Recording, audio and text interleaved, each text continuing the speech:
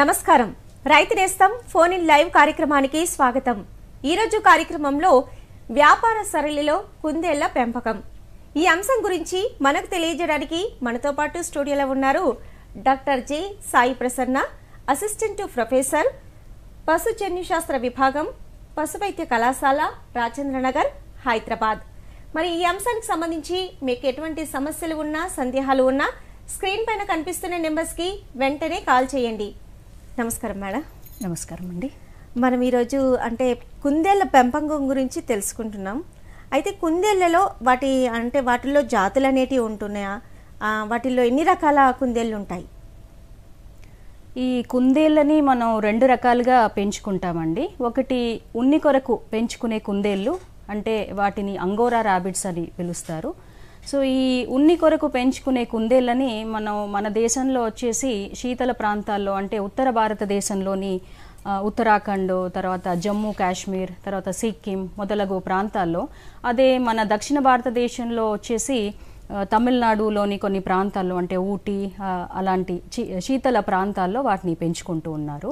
So ఈ ఉన్ని అనేది దీంతో బై ప్రోడక్ట్స్ అనేది తయారు చేస్తూ ఉన్నారు. ఈ అంగోరా ర్యాబిట్స్ నుంచి వచ్చే ఫర్ ఏదైతే ఉందో అది చాలా హై క్వాలిటీ ఫర్ అండి. ఇక రెండో రకం ఏంటంటే మనం మాంసం కొరకు ఉత్పత్తి చేసే ఈ కుందేళ్ళు, వీటిని మనం బ్రాయిలర్ ర్యాబిట్స్గా పిలుచుకుంటూ ఉంటాము. సో ఈ బ్రాయిలర్ ర్యాబిట్స్ ఏంటి అంటే వీటిని కేవలం మాంసం కొరకే మనం ఉత్పత్తి చేస్తాము. సో దీంట్లో వివిధ జాతులు మనకు ఉన్నాయి, బ్రీడ్స్. చాలా రకాల బ్రీడ్స్ని మనం సుమారు ఒక 20-30 సంవత్సరాల నుంచి, అంటే 1980 నుంచి మనం వేరే దేశాల నుంచి దిగుమతి చేసుకొని మనం మాంసోత్పత్తికి వాడుతూ ఉన్నామన్నమాట. సో ఇందులో ముఖ్యమైన జాతుల గురించి చెప్పాలి అంటే ఈ సోవియట్ చించిల్లా, తర్వాత ఫ్లెమిష్ జైంట్, గ్రే జైంట్, తర్వాత బ్లాక్ జైంట్, తర్వాత న్యూజిలాండ్ వైట్, కాలిఫోర్నియన్ వైట్, ఇవన్నీ కూడా మాంసం కొరకు ఉపయోగించే బ్రాయిలర్ ర్యాబిట్స్ అండి. వీటన్నిటినీ కూడా మనం ఈ తెలుగు రాష్ట్రాల్లో చాలామంది రైతులు వీటి పెంపకానికి ఇంట్రెస్ట్ చూపిస్తూ ఉన్నారు. సో ఈ బ్రాయిలర్ ర్యాబిట్స్ ఏంటంటే ఒక 3 months 4 months మనం పెంచుకొని వాటిని మాంసం కోసం అమ్ముకోవచ్చు అన్నమాట. ఓకే, ఇప్పుడు అన్నారు తెలుగు రాష్ట్రాల్లో రైతులు ఈ పెంపకానికి చాలా ఉత్సాహం చూపిస్తున్నారని, ఇంట్రెస్ట్ ఉన్నదని చెప్తున్నారు కదా మేడం. అయితే మరి ఈ కుందేళ్ల పెంపకం అనేది లాభసాటిగా ఉంటుందా రైతులకి? అవునండి, ఈ కుందేళ్ల పెంపకము మనకి లాభసాటనే చెప్పచ్చు. ఎందుకంటే ఈ ఫార్మింగ్ అనేది ఇతర లైఫ్ స్టాక్ స్పీషీస్, అంటే ఉదాహరణకి మనం ఆవులు తీసుకోండి, తర్వాత గేదెలు తీసుకోండి, తర్వాత మనకి గొర్రెలు, మేకలు, ఇవన్నీ కూడా కొంచెం మనకి బ్రీడింగ్ ఫామ్ కనుక ఎస్టాబ్లిష్ చేసుకున్నట్లయితే చాలా టైం పడుతుంది మనకి, అంటే రిటర్న్స్ అనేవి రావడానికి. అదే కుందేళ్ల విషయానికి వస్తే చాలా తక్కువ సమయంలో మనకి రిటర్న్స్ అనేవి వస్తాయి అన్నమాట. ఇది ఒక అడ్వాంటేజ్ మనకి కుందేళ్ల ఫార్మింగ్లో.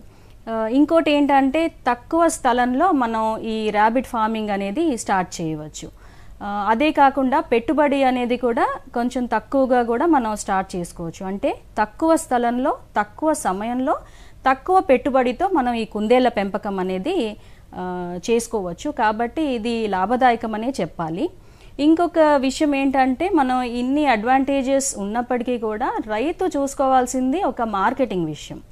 సో ఈ మార్కెటింగ్ ఏంటి అంటే ఇంకా వేరే మాంసాలు, అంటే కుందేళ్ల మాంసం కాకుండా మనం పౌల్ట్రీ తీసుకున్న గొర్రెలు, మేకలు, ఇవన్నీ ఏంటంటే మనకి మార్కెట్లో ఒక ఛానల్ అంటూ ఉంది, అంటే మార్కెటింగ్ ఛానల్స్ ఆల్రెడీ ఎస్టాబ్లిష్ అయి ఉన్నాయి. సో వాటి ధర అనేది ఫిక్స్డ్గా ఉంటుంది, అంటే ఏ రిటైల్ అవుట్లెట్కి వెళ్ళినా కూడా ఇంత ప్రైస్ అనేది ఉంటుంది. అదే కుందేళ్ల మాంసం విషయానికి వస్తే మనకి మార్కెటింగ్ అనేది రైతు తనే చేసుకోవాల్సి ఉంటుంది. ఒక ఫిక్స్డ్ ప్రైస్ అంటూ కూడా మనకి ఉండదు. కాబట్టి డిమాండ్కి తగ్గట్టు వాళ్ళు సప్లై చేయడము, దాని ధర నిర్ణయించుకోవాల్సిన అవసరం ఉంది. కాబట్టి సో మార్కెటింగ్ అనేది చూసుకున్నట్లయితే ఈ డెఫినెట్గా కూడా ఈ కుందేళ్ల పెంపకం అనేది లాభదాయకమనే చెప్పచ్చు. మేడం మీరు అంటున్నారు ఇప్పుడు మార్కెటింగ్ కూడా చూసుకోవాలి ప్రతి ఒక్క రైతు అంటున్నారు. అందరు రైతులకు తెలియకపోవచ్చు కదా మార్కెటింగ్ ఎలా చేయాలి అనే విషయం. పెంపకం విషయంలో ఓకే, మరి మార్కెటింగ్ ఏ విధంగా చేయాలి అంటారు? అదే అండి, ఈ మార్కెటింగ్ విషయానికి వస్తే ఇప్పుడు హైదరాబాద్ చుట్టూ ప్రాంతాల్లో అయితే మనకి దాబాలు కానివ్వండి లేదంటే రెస్టారెంట్స్తో రైతులు టైఅప్ అవ్వి వాళ్ళతో అంటే ఇంత క్వాంటిటీ మాకు అవసరం ఉంటుంది అనేది మనకి ముందుగాని తెలుసుకున్నట్లయితే ఆ టైంకి మనం ఇన్ని ర్యాబిట్స్ కనుక సప్లై చేయగలిగితే అట్లా ఒక ఛానల్ అంటూ ఎస్టాబ్లిష్ చేసుకుంటే డెఫినెట్గా ఇది లాభంగానే ఉంటుంది. ఎందుకంటే మీట్ ప్రైస్ అనేది కూడా మనం 400 నుంచి 700 వరకు ఫ్లక్చువేట్ అవుతా ఉందండి అట్ ప్రెజెంట్ రేట్స్ కూడా. సో మనం ఏంటంటే మెయిన్గా ఆ ఛానల్స్ ఐడెంటిఫై చేసుకోవాలి రైతు, అప్పుడే ఈ ర్యాబిట్ ఫార్మింగ్ అనేది చాలా సక్సెస్ఫుల్గా అయ్యే ఛాన్స్ ఉంటుంది. ఓకే మేడం, ఇప్పుడు అంటే ఇవి కుందేళ్ళని పెంచుకోవాలి అని అనుకుంటే గవర్నమెంట్ పర్మిషన్ కంపల్సరీ తీసుకోవాలంటారా? అంటే చాలామందికి ఒక అవగాహన ఉండొచ్చు లేకపోవచ్చు కొంతమందికి, అంటే పర్మిషన్ తీసుకోవాలంటారా? ఈ కుందేళ్ల పెంపకం గురించి చాలామంది ఇదే ప్రశ్న అడుగుతూ ఉంటారండి. అసలు అంటే గవర్నమెంట్ నుంచి ఏమైనా పర్మిషన్ తీసుకోవాలంటే ఈ మనం పెంచే కుందేళ్ళన్నీ కూడా బ్రాయిలర్ ర్యాబిట్స్, ఇంతకు ముందే చెప్పాను నేను, అంటే మాంసం కొరకి ఉత్పత్తి చేస్తున్న కుందేళ్ళు కాబట్టి సో ఇవి పెంచడానికి ఎటువంటి పర్మిషన్ అవసరం లేదండి. అంటే వైల్డ్ రకాలు అంటే హేర్ అంటాం వాటిని, ర్యాబిట్ కాకుండా. సో వీటిని మనం తినడం అనేది అది పర్మిషన్ అది అవసరం, కానీ మన ఈ బ్రాయిలర్ ర్యాబిట్స్కి మాత్రం ఎటువంటి పర్మిషన్ అవసరం లేదు. సో పెంచుకోవచ్చు అండ్ స్లాటర్ కూడా చేయవచ్చు, ఇబ్బంది ఉండదు. అది మాంసం కోసం అయితే మనము అవసరం లేదు. మరి ఉన్ని కోసం అని మీరు చెప్పారు కదా మేడం, మరి దానికోసం పర్మిషన్ దానికైనా ఇబ్బంది లేదండి. ఓకే, పర్మిషన్ ఏమి అక్కర్లేదు, అవసరం లేదు. అయితే మేడం ఈ కుందేళ్ల పెంపకంలో ఎటువంటి జాగ్రత్తలు తీసుకోవాలి మెయిన్ రైతులు?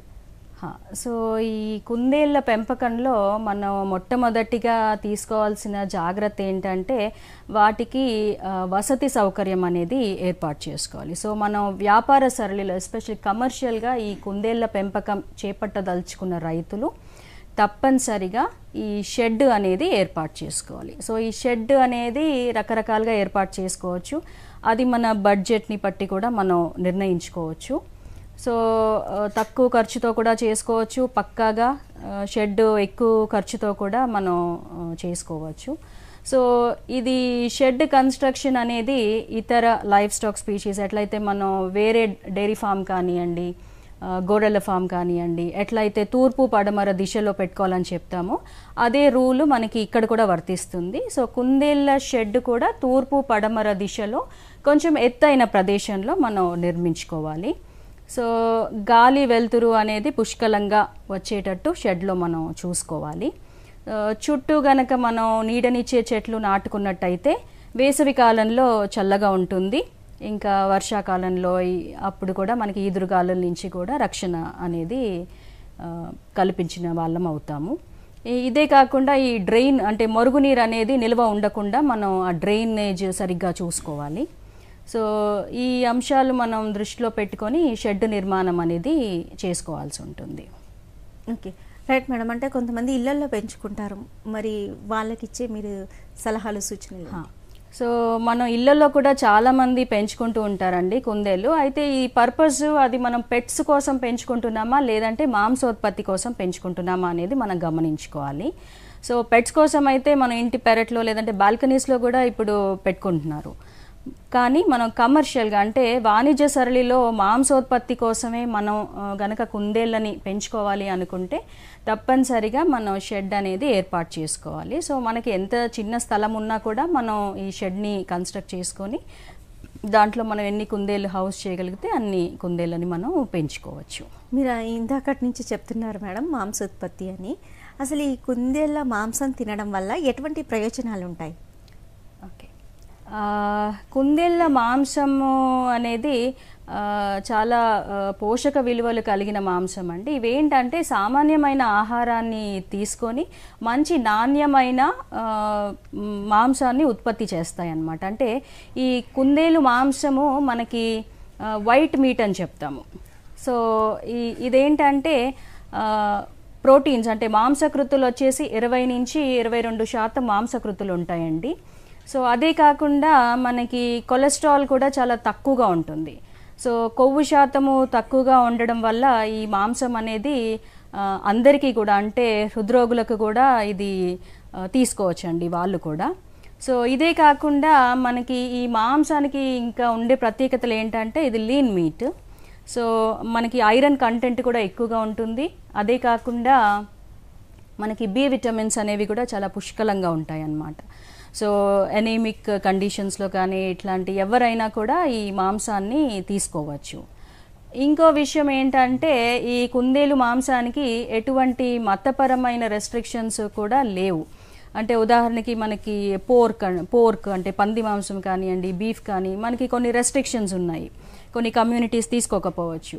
కాకపోతే ఈ కుందేలు మాంసం ఏంటంటే అట్లాంటి ఏ రెస్ట్రిక్షన్స్ లేవు, ఎవరైనా కూడా తీసుకోవచ్చు. సో ఆ రకంగా చూస్తే కుందేలు మాంసము మిగతా మాంసాలతో పోల్చుకుంటే బెటర్ ఆప్షన్ అని చెప్పచ్చు. ఓకే, మరి ధర ఏ విధంగా ఉంటుంది మేడం ఈ కుందేలు మాంసానికి? కుందేలు మాంసం ధర ఇంతకు ముందు చెప్పాను కదా, మనకి అంటే ఫిక్స్డ్ రేట్ అంటూ ఏం లేదు. 400 రూపీస్ కేజీ నుంచి 700 వరకు కూడా అప్పుడప్పుడు చూస్తూ ఉన్నాము. సో ఇదంతా డిమాండ్ అండ్ సప్లైని బట్టి మనకి ఉంటుందండి రేట్ అనేది. ఓకే, అలాగే వసతి సౌకర్యం ఎలా ఉండాలి మేడం కుందేళ్ళకి? సో మనం కమర్షియల్గా అంటే వాణిజ్య సరళిలో కుందేళ్ళని పెంచుకోవాలనుకున్న వాళ్ళు తప్పనిసరిగా ఇంతకుముందు చెప్పినట్టు షెడ్ అనేది మనం ఏర్పాటు చేసుకోవాలి. సో ఇందులో క్రాస్ వెంటిలేషన్ అనేది చూసుకోవాలి. తర్వాత ఈ షెడ్లో మనకి హ్యూమిడిటీ పర్సంటేజ్ అది కూడా మనం మరీ ఎక్కువ కాకుండా మరీ తక్కువ కాకుండా కూడా చూసుకోవాలి. ఈ షెడ్లో ఉష్ణోగ్రత అనేది కూడా 25 నుంచి 35 డిగ్రీల సెంటీగ్రేడ్ వరకు ఉండేటట్లు చూసుకోవాలి. సో ఎండాకాలంలో మనకి ఉష్ణోగ్రతలు పెరిగినప్పుడు మనం తగు జాగ్రత్తలు అనేవి తీసుకోవాల్సి ఉంటుంది. అదే శీతాకాలంలో కూడా మనం టెంపరేచర్స్ అనేవి మెయింటైన్ చేస్తూ ఉండాలి. ఓకే మేడం, అంటే మీరు ఇప్పుడు వింటర్ సీజన్లో ఒకలాగా, అలాగే మనం నెక్స్ట్ వచ్చేది ఎండాకాలం, ఆ సీజన్లో ఒకలాగా ఉంటుందా మేడం? అంటే టెంపరేచర్ని బట్టి ఈ షెడ్ ఉష్ణోగ్రత అనేది ఎప్పుడు కూడా మనం 25 నుంచి 35 డిగ్రీల సెంటీగ్రేడ్ మధ్యలోనే మనం మెయింటైన్ చేసేటట్టు చూడాలి. లేదంటే ఈ కుందేళ్ళు చాలా సున్నితమైనవి, అంటే ఈ టెంపరేచర్ చేంజెస్కి కూడా కొంచెం ఇబ్బంది పడుతూ ఉంటాయి అన్నమాట. సో ఎక్కువ టెంపరేచర్స్ వేసవి కాలంలో ఎప్పుడైతే టెంపరేచర్స్ బాగా పెరుగుతాయో హీట్ షాక్ అంటాము, హీట్ స్ట్రెస్కి గురయ్యి చనిపోయే ప్రమాదం ఉంటుంది. కాబట్టి ఆ టెంపరేచర్ అనేది మెయింటైన్ చేయాలి. సో ఎలా చేయాలి అంటే వేసవి కాలంలో వచ్చేసి మనం ఈ గోనె సంచులు ఉంటాయి కదా, అవి మనం షెడ్ చుట్టూ పరదాల్లాగా ఏర్పాటు చేసుకొని అవి స్ప్రింక్లర్స్ సహాయంతో తడుపుకుంటూ ఉంటే లోపల టెంపరేచర్ అనేది మెయింటైన్ అవుతుంది. అదే కాకుండా ఆ షెడ్ పై కప్పు మీద మనం ఈ వరిగడ్డి అనేది కనుక పరుచుకుంటే కొంత టెంపరేచర్ అనేది తగ్గుతుంది. అదే మళ్ళీ శీతాకాలంలో వచ్చేసి మనం ఇవే పరదాలు ఈదురుగాలుల నుంచి రక్షణగా కూడా మనం వాడుకోవచ్చు. అప్పుడు వాటర్ కొట్టకుండా ఉంటే సరిపోతుంది, అవే వాడుకోవచ్చు మనం. ఓకే, అంటే వీటి పోషణలో ఎటువంటి నియమాలు పాటించవలసి ఉంటుంది మేడం? సో ఈ కుందేళ్ళ పోషణ విషయానికి వస్తే ఈ వాణిజ్య సరళిలో పెంచుకోవాలి అనుకున్న వాళ్ళు శాస్త్రీయ పరంగా వీటి పోషణ అనేది చేపట్టాలి. సో తప్పనిసరిగా సమతుల ఆహారం అనేది ఉండేటట్లు చూసుకోవాలి. అప్పుడే మనకి ఈ పెరుగుదల బాగా ఉండి గ్రోత్ రేట్స్ అనేవి బాగా ఉంటాయి అన్నమాట. సో మనం మొట్టమొదట తీసుకోవాల్సింది మాంసకృత్తులు. సో ఈ మాంసకృత్తులు అనేవి మనం ప్రోటీన్స్ అని చెప్తాము, ఇవి బాడీ బిల్డింగ్కి ఉపయోగపడతాయి. సో ఇవేంటంటే మనకి మజిల్ మాస్ అనేది డెవలప్ అవుతుందన్నమాట. సో ఈ మాంసకృతులు అనేది మనం 12 నుంచి 18% వరకు మనం ఇవ్వాల్సి ఉంటుంది. సో పెరిగే పిల్లలకి వచ్చేసి 18%, తర్వాత చూడి కుందేళ్ళకి, తర్వాత పాలిచ్చే తల్లులకి కూడా మనం ఒక 16 నుండి 18% వరకు ఈ ప్రోటీన్స్ అనేవి ఉండేటట్టు చూసుకోవాలి. ఇక తర్వాత వచ్చేసి మనకి ఈ పిండి పదార్థాలు అండ్ పీచు పదార్థాలు అంటాము. ఈ పిండి పదార్థాలు ఏంటంటే మనకి శక్తినిచ్చే పదార్థాలు. సో ఈ పిండి పదార్థాలు మనకి ఈ పెరిగే పిల్లల్లో చాలా ఇంపార్టెంట్. ఇవి కూడా 18%, 12 నుంచి 18% ఉండేటట్లు చూసుకోవాలి. సో ఆ స్టేజ్ని బట్టి అంటే లాక్టేటింగ్ మదర్స్, పాలిచ్చే తల్లులకి, తర్వాత చూడి కుందేళ్ళకి కూడా ఈ శక్తినిచ్చే పదార్థాలు చాలా ఇంపార్టెంట్. ఇంకా ఈ పీచు పదార్థాల విషయానికి వస్తే ఇవి తప్పనిసరిగా మనకి ఈ పిండి పదార్థాల్లోనే ఒక భాగము. సో దీన్ని మనం 2 రకాలుగా మనం చెప్పుకోవచ్చు. ఒకటేమో డైజెస్టిబుల్ ఫైబర్ అంటాము, అంటే జీర్ణమయ్యే పీచు పదార్థము. ఇంకొకటేమో జీర్ణం కాని పీచు పదార్థము.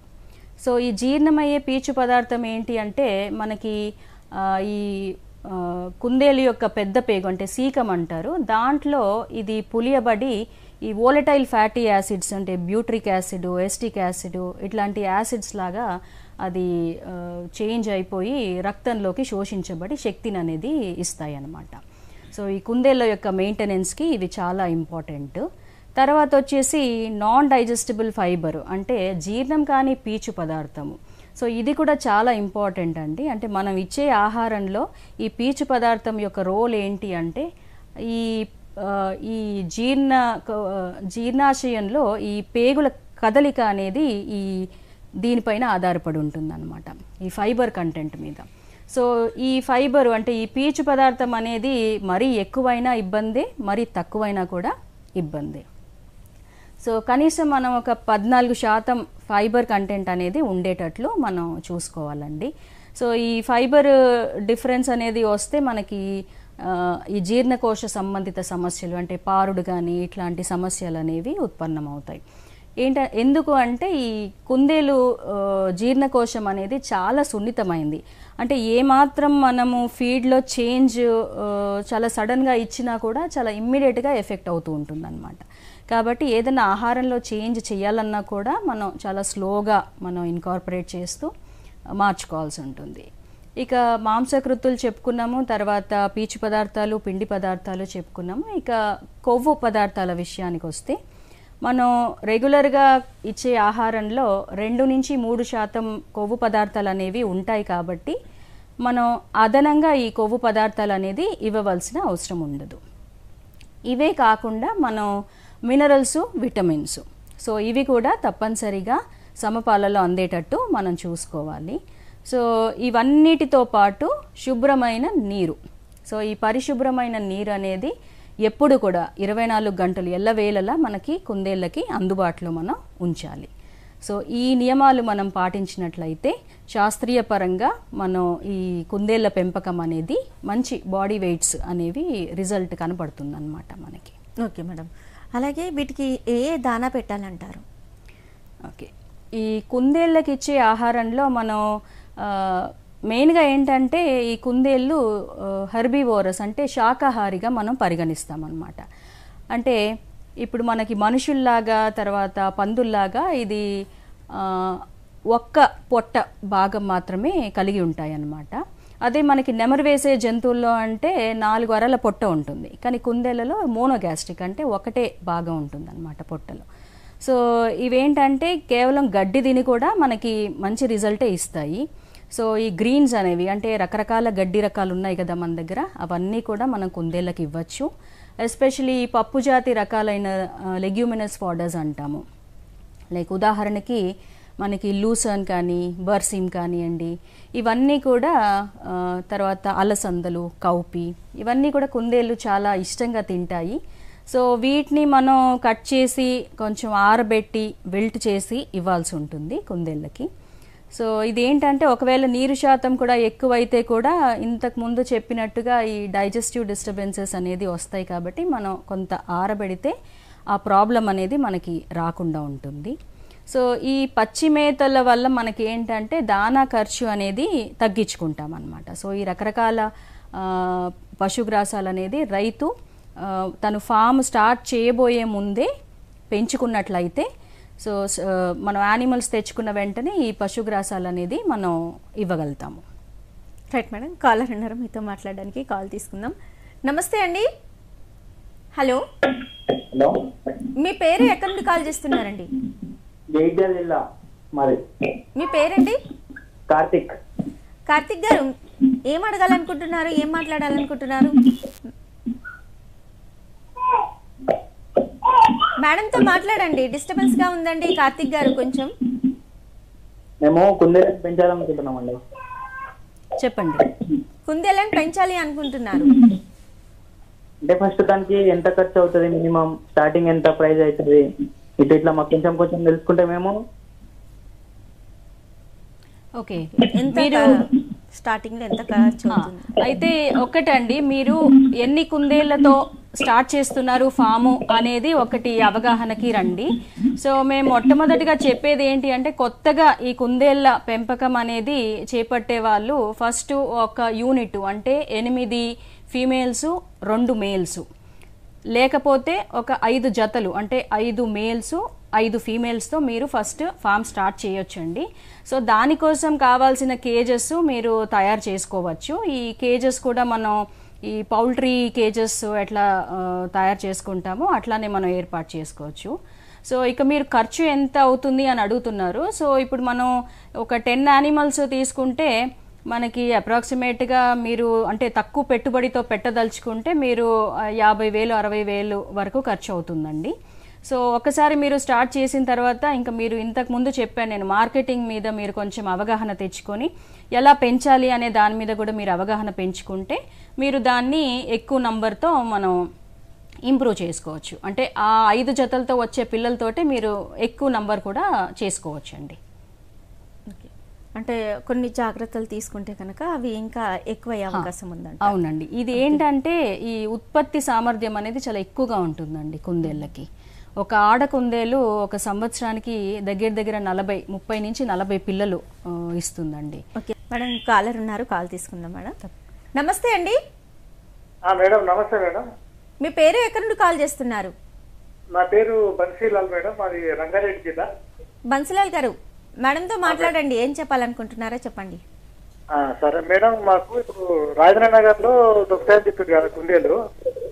ఓకే అండి, మాకు అక్కడ ఏం రేట్ దొరుకుతాయి, తర్వాత ఎంత వయసు ఉన్న కుందేలు పిల్లలు దొరుకుతాయి మేడం? రేట్ అంటే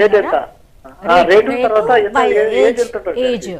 ఓకే, మనకి college of veterinary science Rajendra నగర్లో మనకి ఈ కుందేలు అవైలబుల్ ఉంటాయండి. సో ఇది వచ్చేసి 4 నెలల వయసు కన్నా ఎక్కువ ఉన్న కుందేలు ధర వచ్చేసి 500 రూపాయలండి. సో జత కుందేలు 1000 రూపాయలకి దొరుకుతుంది. అదే 4 నెలల వయసు కన్నా తక్కువ అంటే బన్నీస్ని కనుక మీరు తీసుకున్నట్లయితే మీకు 400 రూపీస్ ఒకటి, అంటే జత వచ్చేసి మీకు 800 రూపాయలు పడుతుందండి. సో మా దగ్గర ఎప్పుడు ఉంటాయి అవైలబుల్. కాకపోతే ఒక్కో రైతుకి అంటే ఎక్కువ నంబర్ కావాలంటే దొరకకపోవచ్చు. కాకపోతే 1 జత 2 జతలు మాత్రం తప్పకుండా అరేంజ్ చేయడానికి చూస్తామండి. మీకు కావాలి అంటే మీరు మా కాలేజ్కి వచ్చేసి మీకు ఇంకే ఇతర టెక్నికల్ సపోర్ట్ కావాలన్నా కూడా మేము తప్పకుండా ఇస్తామండి. మేడం, ఇప్పుడు ఎలాంటి పర్మిషన్ అక్కర్లేదు గవర్నమెంట్ నుంచి అన్నారు కదా, ఒకవేళ పెంపకం చేపట్టాలి అనుకుంటే కనుక సబ్సిడీ అనేది ఇస్తుందా మేడం? ఈ కుందేళ్ల పెంపకంకి గవర్నమెంట్ నుంచి ఎటువంటి సబ్సిడీలు అయితే లేవండి. కాకపోతే మనకి మనం ఎంత సైజు ఫామ్ పెట్టాలి అంటే బ్రీడింగ్ యూనిట్ సైజుని బట్టి మనం ఒక ప్రాజెక్ట్ రిపోర్ట్ తయారు చేసుకొని మనం మన దగ్గర ఉన్న బ్యాంక్ మేనేజర్ని కనుక కలిస్తే మేబీ లోన్స్ అనేవి మాత్రం అవైలబుల్ ఉంటాయండి. సో ఈ బ్యాంకబుల్ ప్రాజెక్ట్స్ అన్ని మీరు నాబార్డ్ వెబ్సైట్లో కూడా చూసుకోవచ్చు. సో ప్రాజెక్ట్ రిపోర్ట్ తీసుకెళ్ళి కన్సర్న్డ్ మీ పశు వైద్యాధికారి ఉంటారు కదా, ఆ కన్సర్న్డ్ డాక్టర్తో కూడా మనం టైఅప్ అయ్యి బ్యాంకర్స్తో మనం లోన్ అనేది తీసుకోవచ్చు అండి. సబ్సిడీ మాత్రం లేదు గవర్నమెంట్ నుంచి. లేదంటారు. ఓకే, అంటే చాలామందికి డౌట్ ఉంటుంది కదా, సబ్సిడీ ఏమన్నా ఉంటుందా అనేది.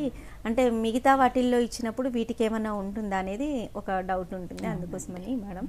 అయితే ఇప్పుడు మీరు దానా గురించి చెప్పారు, పచ్చిమేత గురించి చెప్పారు, దీన్ని మనం స్వయంగా కూడా తయారు చేసుకోవచ్చు అంటారా? ఇప్పుడు కుందేళ్ల పెంపకం అనేది మనం పశుగ్రాసాలు ఇంతకుముందు చెప్పినట్టు ఈ పచ్చి మేతలతో మనం చేసుకోవచ్చు. కాకపోతే మనకి బాడీ వెయిట్స్ అనేవి బాగా రావాలి అంటే మనం ఈ దానా అనేది కూడా మనం కుందేళ్ళకి ఇవ్వవలసి ఉంటుంది. సో ఈ దానా మిశ్రమం ఏంటి అంటే ఈ కాన్సన్ట్రేట్ ఫీడ్ అంటాము. సో ఇది మనం తయారు చేసుకోవచ్చు, లేకపోతే మనం మార్కెట్లో డైరెక్ట్గా అవైలబుల్ ఉన్న ర్యాబిట్ ఫీడ్ అని కూడా దొరుకుతూ ఉంటుంది. సో అలా కూడా మనం వాడుకోవచ్చు. కాకపోతే మనం తయారు చేసుకున్న దానా ఏంటి అంటే మనకి కాస్ట్ అనేది తగ్గుతుంది. ఫాము ఈ రికరింగ్ ఎక్స్పెండిచర్లో మనకి కాస్ట్ అనేది కూడా చాలా ఇంపార్టెంట్ కాబట్టి. అండ్ మోర్ ఓవర్ మనకి కావాల్సిన ప్రోటీన్ శాతం కానివ్వండి, పిండి పదార్థాల శాతం కానివ్వండి, ఇవన్నీ మనం ఇంతకుముందు చెప్పినట్టు మనం మెయింటైన్ చేసుకోవాలి అనుకుంటే మనం ఈ దానా దినుసుల్ని మనమే తెచ్చుకొని వాటిని గ్రైండ్ చేసుకొని మనం వాడుకోవచ్చు. సో సామాన్యంగా రైతులు తమ తమ ప్రాంతాల్లో అందుబాటులో అంటే లోకల్గా ఏ ఏ దినుసులు అందుబాటులో ఉన్నాయో ఆ దినుసుల్ని తెచ్చుకొని వాటిని తగు పాలలో కలుపుకొని ధరలను బట్టి ఆ పాలు అనేది వాళ్ళే నిర్ణయించుకోవచ్చు. ఉదాహరణకి నేను ఒక ఎగ్జాంపుల్ చెప్తాను ఎలా తయారు చేసుకోవచ్చో ఈ దానా అనేది. ఒక 100 కేజీల దానా మనం తయారు చేసుకోవాలి అంటే ఒక 50 కేజీల మొక్కజొన్న, తర్వాత ఒక 25 కేజీల తవుడు, ఒక 23 కేజీల వేరుశనగ చెక్క. సో వీటన్నిటినీ కూడా మనం కలుపుకొని దానికి ఒక 2 కేజీల మినరల్ మిక్స్చర్, ఇది మనకి బయట మార్కెట్లో రెడీగా అవైలబుల్ ఉంటుంది. సో కోళ్ళకు ఇచ్చే మినరల్ మిక్స్చర్ కూడా మనం వాడుకోవచ్చు అనమాట. సో ఇవన్నీ మనం కలుపుకొని ఈ కుందేళ్లకు ఇవ్వాల్సి ఉంటుంది. సో ఈ దానా ఏంటంటే మనం ఎప్పటికప్పుడు ఆ దినుసులు ఫ్రెష్గా అంటే తాజాగా తెచ్చుకొని 2-3 రోజుల కన్నా ఎక్కువ నిల్వ ఉంచుకోకుండా వాటిని తయారు చేస్తూ ఇవ్వాలి. సో ఒక్కో కుందేలుకు వచ్చేసి మనం యావరేజ్గా ఒక 100 గ్రాముల దానా ఇవ్వాల్సి ఉంటుంది. ఈ దానాని మనం ఇప్పుడు ఈ అప్పుడే పుట్టిన పిల్లలు ఒక 15 నుంచి 20 రోజుల వరకు తల్లిపాల మీదే ఆధారపడి ఉంటాయి. దానా తినదనమాట. దానా తినదు. సో 20-21 రోజు నుంచి మనం మెల్లిగా దానాని అలవాటు చేయాల్సి ఉంటుంది, పచ్చి మేతల్ని. మరికొన్ని విషయాలు తెలుసుకునే ముందు మేడం మీతో కాలర్ మాట్లాడడానికి రెడీగా ఉన్నారు, కాల్ తీసుకుందాం. నమస్తే అండి. సరే సంజన గారు, మేడం గారు, మీ డౌట్ అడగండి మేడంతో. సరే. హలో చెప్పండి సంజన గారు, చెప్పండి. మీరు చెప్పేది విన్నాను మేడం. చెప్పండి. మేము ఎక్కడ అంటే మీరు కుందేళ్ళు ఎలా పెంచారో మేము విన్నాం మేడం. ఓకే, చెప్పండి. సంజన గారు, మీరు ఏం అడగాలనుకుంటున్నారో మేడంతో చెప్పండి ఆ విషయం.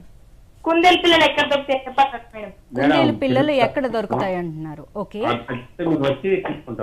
ఓకే, ఇక్కడ మనకి రాజేంద్ర నగర్ హైదరాబాద్ లో మనకి పశు వైద్య కళాశాలలో డిపార్ట్మెంట్ ఆఫ్ యానిమల్ జెనెటిక్స్ అండి, పశు జెనెటిక్స్ విభాగానికి వస్తే మనకి అక్కడ ర్యాబిట్ రీసెర్చ్ సెంటర్ ఉందండి.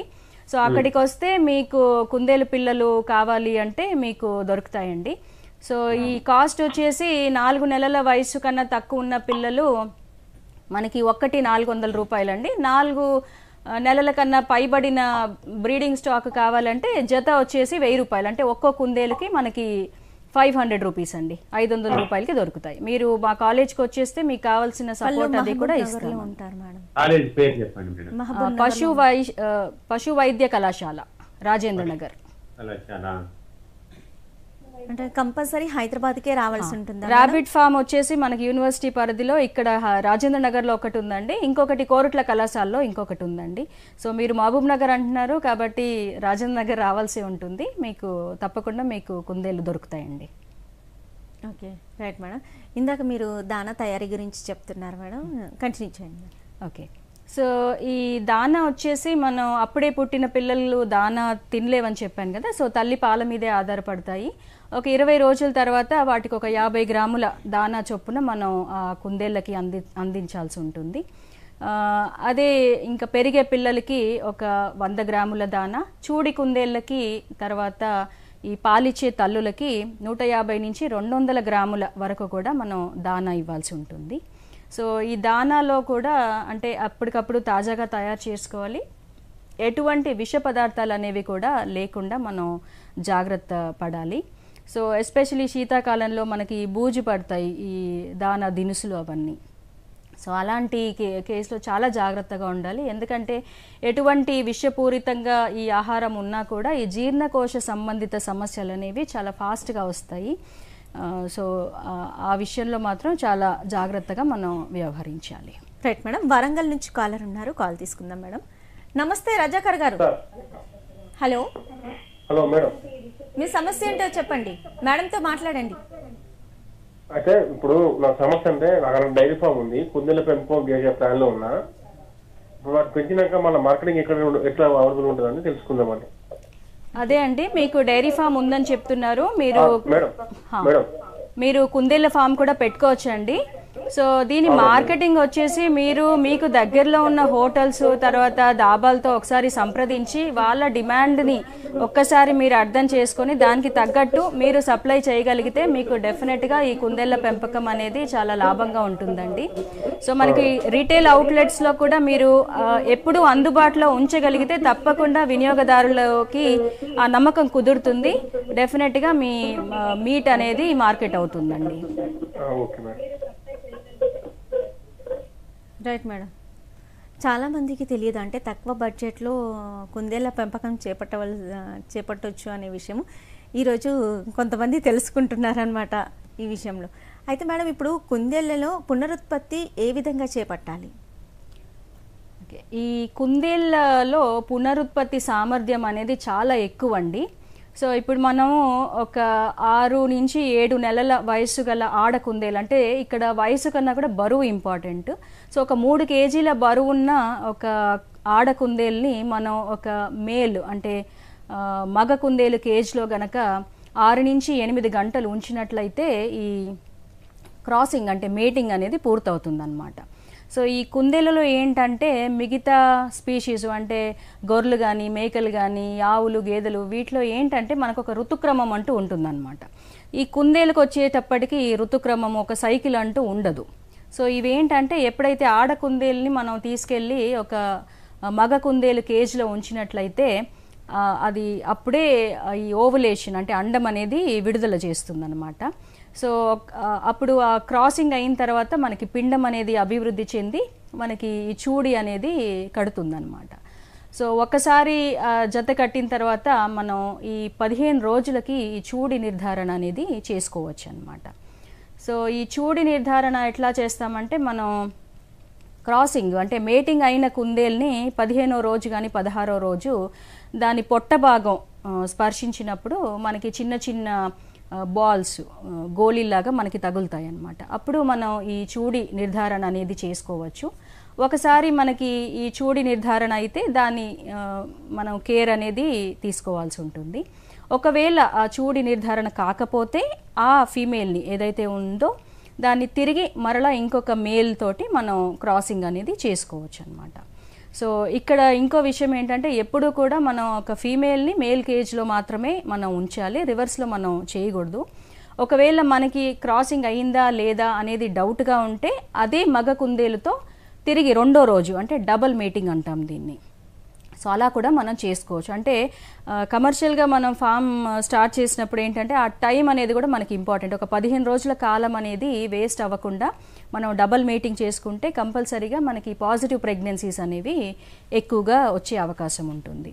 సో ఇంకొక విషయం ఏంటి అంటే ఈ ఒకవేళ ఈ ప్రెగ్నెంట్ యానిమల్ మనకి ఆ చూడి నిర్ధారణ అయిన తర్వాత మనకి గెస్టేషన్ పీరియడ్ అంటే ప్రెగ్నెన్సీ కాలం అనేది 30 days 28 to 32 days అన్నమాట.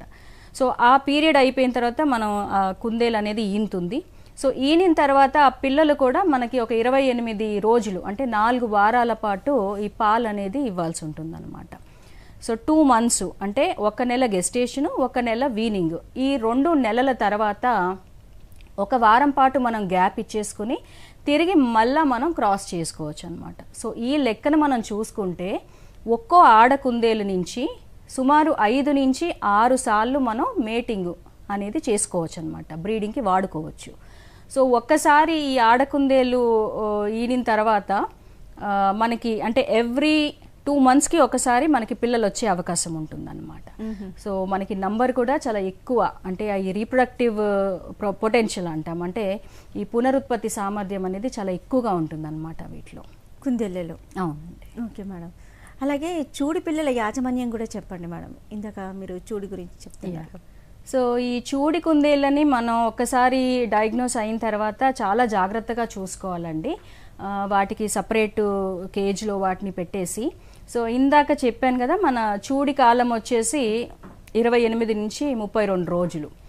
సో ఈ చూడి కాలం దగ్గర పడుతుంటే అంటే సుమారు 27వ రోజు కానీ 28వ రోజు కానీ మనం ఆ కుందేలు, ఆ ఆడ కుందేలు కేజ్లో మనం ఒక నెస్ట్ బాక్స్ని ఏర్పాటు చేసుకోవాలి.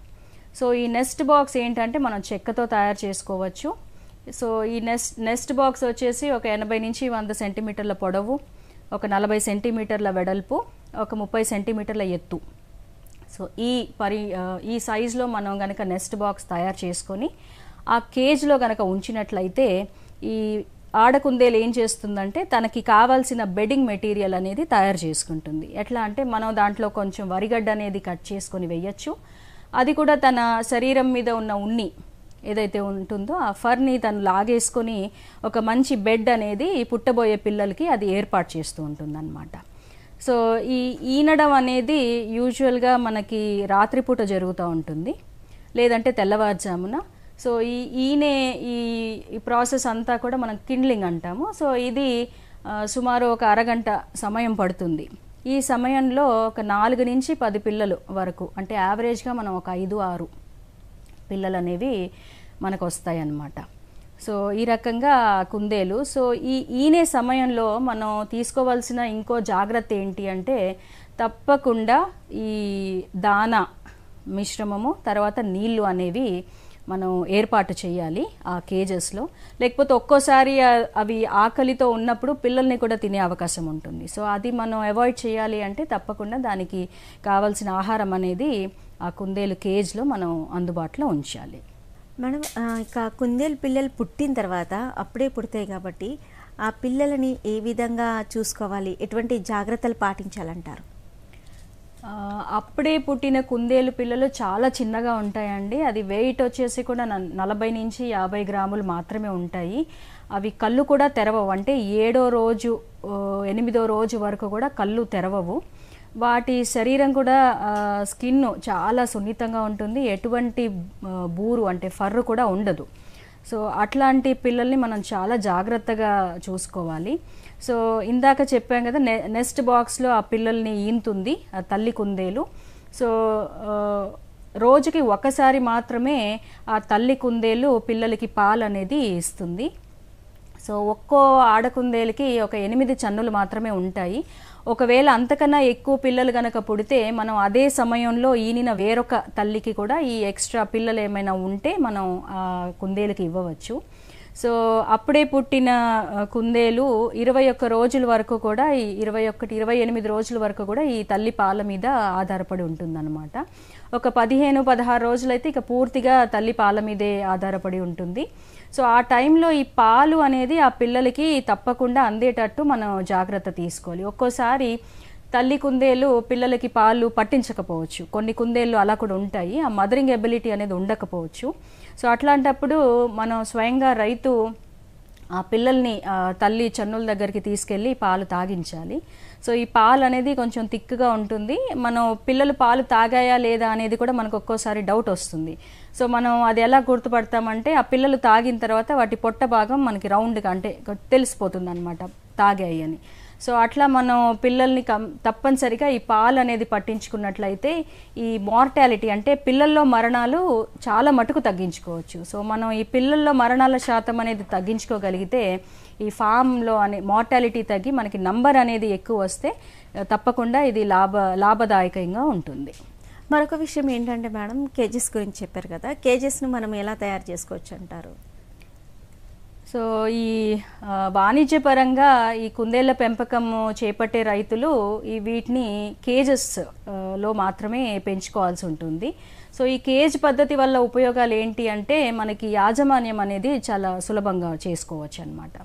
సో ఈ కేజీలు కూడా రకరకాల పరిమాణాలు అంటే సైజెస్, ఉదాహరణకి మనకి ఒక ఆడ కుందేలుకి ఒక 6 చదరపు అడుగుల స్థలం అనేది అవసరం ఉంటుంది. సో ఒక 2.5 అడుగుల పొడవు, 1.5 అడుగుల వెడల్పు, 1 అడుగు ఎత్తుతో మనం కేజ్ని తయారు చేసుకోవాలి. అదే మగ కుందేలుకి వచ్చేసి ఒక 4 నుంచి 5 అడుగుల స్క్వేర్ ఫీట్ అనేది సరిపోతుంది. ఇక పెరిగే పిల్లలకి 1 స్క్వేర్ ఫీట్ స్థలం అనేది మనం ఉంచుకొని ఈ కేజెస్ని ఏర్పాటు చేసుకోవాలి. సో ఈ కేజెస్ వచ్చేసి మనం పౌల్ట్రీ కేజెస్ ఎట్లయితే చేసుకుంటామో గాల్వనైజ్డ్ ఐరన్తో మనం తయారు చేసుకోవచ్చు. సో ఈ మెయిన్గా ఈ సైజెస్ ఏంటి అంటే ఇంత అని చెప్పడానికి అవి సౌకర్యంగా ఉండటానికి మనం ఏర్పాటు చేస్తున్నాము. ఈ కేజెస్ని మనం 2 అంచెలుగా అంటే ఒకదాని మీద ఒకటి గనక మనం చేసుకున్నట్లయితే మనకి యాజమాన్యం అనేది ఈజీగా ఉంటుంది. తర్వాత ఈ మెయింటెనెన్స్ కూడా అంటే స్పేస్ అంటే మనకి స్థలం కూడా తక్కువ పడుతుంది అనమాట. సో 2 టైర్ సిస్టంలో మనం ఈ కేజ్ సిస్టమ్ని చేసుకోవచ్చు. అలాగే మనం ఈ వాటర్ ఫీడ్ తొట్లని మనం ఆ కేజెస్లో అమర్చుకోవచ్చు. అదే కాకుండా వాటర్ అంటే నీటి తొట్లనే కాకుండా ఒకవేళ మనం చేసుకోదలుచుకుంటే స్ప్రింక్లర్ సిస్టమ్ కూడా మనం ఏర్పాటు చేసుకోవచ్చు అనమాట. సో ఈ కుందేళ్ల పెంపకంలో మళ్ళీ ఇంకొక అడ్వాంటేజ్ అంటే ఉపయోగం ఏంటి అంటే ఇంటిగ్రేటెడ్ ఫార్మింగ్ సిస్టంలో కూడా ఇది బాగా సెట్ అవుతుందండి. అంటే మనం కుందేళ్ళని పెంచుకుంటూ కింద నాటుకోళ్ళని కూడా పెంచుకోవచ్చు. సో ఇట్లా కూడా మనం సెట్ చేసుకోవచ్చు. రెండు రకాలుగా చేసుకోవచ్చు. సరూర్ నగర్ నుంచి కాలర్ ఉన్నారు మేడం, కాల్ తీసుకుందాం. నమస్తే నవాబ్ గారు. అలాగే సార్, మేడం మాట్లాడతలేరు కదా? హలో హలో మేడంతో మాట్లాడండి, సమస్య ఏంటో చెప్పండి. ఏం లేదు మేడం, ఈ కుందేళ్ళు మేము ఒకవేళ పెంచితే అమ్ముడుపోతాయని, ఎట్లా అమ్ముడుపోతే ఎలా కిలో అమ్ముడుపోతాయి? మీరు హైదరాబాద్లోనే ఉంటారండి? హైదరాబాద్ లోనే ఉంటాము, సైదాబాద్ సరూర్ నగర్ బాటంలో ఉంటాము. ఓకే. ఈ కుందేళ్ల మాంసానికి అయితే మార్కెటింగ్ ఒకటి చూసుకుంటే అమ్ముడు పోతాయండి. మీరు రెస్టారెంట్స్తో కానీ డాబాస్తో కానీ లేదంటే ఒక స్పెసిఫిక్ ఏమైనా ఈవెంట్స్తో మీరు టైఅప్ అయితే మీరు ఆ టైంకి ఇన్ని ర్యాబిట్స్ ఇస్తాము అంటే తప్పకుండా మార్కెటింగ్ ఛానల్ అనేది దొరుకుతుందండి. చాలా మంది రైతులు చేస్తూ ఉన్నారు కూడా. అలాగే మేడం, ఒక చిన్న డౌట్ చెప్పండి. అది కుందేలు నీరు తాగదు కదా, తాగుతుందా? తాగుతుందండి. రోజు నీరు అనేది ఎప్పుడు నీరు తాగలేదు. లేదండి, నీరు కంపల్సరీగా మీరు అందుబాటులో ఉంచాలి. నీళ్లు తాగుతాయండి కుందేళ్ళు. Okay madam, thank you madam. ఇలాంటి డౌట్స్ కూడా వస్తుంటాయి మేడం. అంటే ఫుడ్ తిన్న తర్వాత కుందేళ్ళు వాటర్ తాగుతాయా లేదా? ప్రతి జీవి కూడా నీరు అనేది తప్పనిసరిగా తీసుకుంటూ ఉంటుందండి. So right madam. అలాగే ఇప్పుడు షెడ్ల పరిశుభ్రత గురించి కూడా చెప్పండి. అంటే ఎంత నీట్గా పెట్టుకోవాలి? సో ఈ కుందేళ్లలో మనకి రోగాలు కూడా చాలా తక్కువ అండి. ఎందుకు అంటే మనకి ఈ ఫీడ్ అనేది శుభ్రంగా ఇవ్వడము, తర్వాత షెడ్ని అనేది పరిశుభ్రంగా ఉంచుకుంటే అసలు రోగాల సమస్య అనేది చాలా తక్కువ అండి. సో ఈ షెడ్ని ఏ విధంగా ఉంచుకోవాలి అంటే ఈ మలమూత్రాలు అనేవి ఎప్పటికప్పుడు శుభ్రం చేసుకుంటూ ఉండాలి. రోజుకి ఒకసారి మనం కంపల్సరీగా క్లీన్ చేసుకోవాలి. తర్వాత వారానికి ఒక్కసారైనా మనం ఈ ఫినాయిల్, డెటాల్ లాంటి ఈ సెప్టిక్ సొల్యూషన్స్ తోటి మనం డిస్ఇన్ఫెక్ట్ చేసుకుంటూ ఉండాలి. అదే కాకుండా ఈ కేజెస్ ఏవైతే ఉన్నాయో వాటిని అంటే ఈ ఉన్ని, ఫర్ ఇదంతా కూడా అది పట్టుకుంటూ ఉంటుందన్నమాట ఈ కేజెస్కి. సో మనం బ్లోవర్ ల్యాంప్స్తో మనం కనీసము నెలకు ఒక్కసారైనా మనం ఈ కేజెస్ని కనుక స్టెరిలైజ్ చేసుకుంటే ఆ బ్లోవర్ ల్యాంప్స్ తోటి కాల్చుకున్నట్లయితే కంప్లీట్గా మనకి స్టెరిలైజ్ అయిపోతుంది. ఏమన్నా రోగాలకి సంబంధించిన సిస్ట్లు కానివ్వండి, ఎగ్స్ అట్లాంటివి కూడా మనకి కంప్లీట్గా వెళ్ళిపోతాయి అన్నమాట. సో ఈ కాల్చడం అనేది దీన్ని సింజింగ్ అంటాము. ఈ ప్రాసెస్ అనేది కంపల్సరీగా మనం ఈ కమర్షియల్ ర్యాబిట్ ఫార్మ్స్లో చేయవలసి ఉంటుంది. ఓకే, ఇందాకన్నారు అంటే వ్యాధులు వచ్చే అవకాశం కూడా ఉంటుంది కదా మేడం? సో ఈ కుందేళ్లలో వ్యాధుల సమస్య చాలా తక్కువ అండి. అందుకని మనం ఎటువంటి టీకాలు కూడా ఇవ్వాల్సిన అవసరం ఉండదు.